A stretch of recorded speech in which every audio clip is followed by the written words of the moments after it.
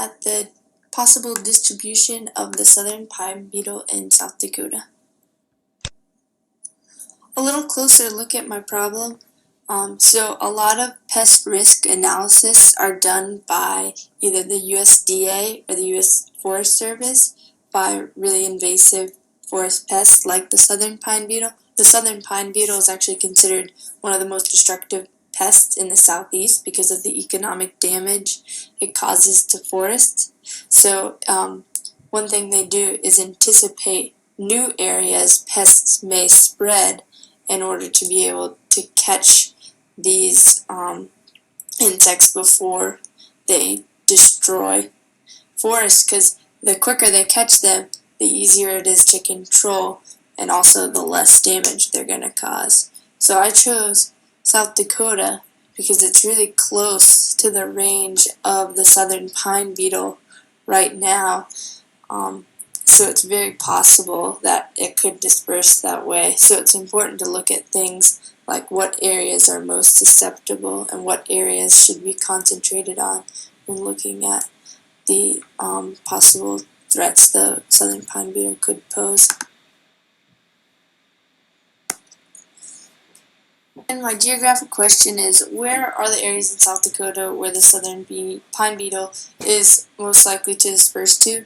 And first of all, we'll be looking at the distribution of susceptible pine species, and then kind of within that looking at which of those areas have the highest basal area of pine, and then finally what counties have the lowest rainfall amount, as low rainfall amounts cause drought stress, and drought stress trees are far more likely to be attacked by secondary pest species like the southern pine beetle. To analyze my first question, I'm going to look at the prevalent pines in South Dakota, like the ponderosa pine, timber pine, and lodgepole pine, and look at all the areas in which contain these pines in South Dakota and perform a clip and a union to show the combination of all these areas.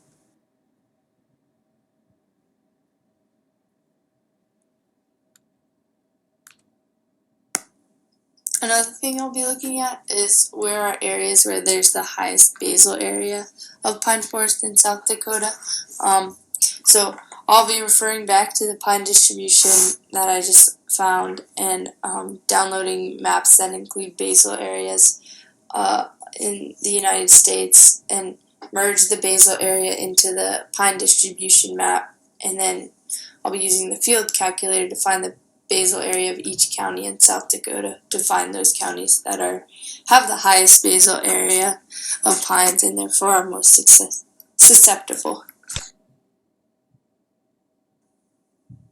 The next thing I'm going to look at is areas where in South Dakota where the trees are most drought stressed. So I'll be looking at rainfall amounts per county, and through this I want to see which counties have rainfall amounts under 7 inches, and then clip that county map to only include counties with rainfall under 7 inches, to only include those really drought stressed trees.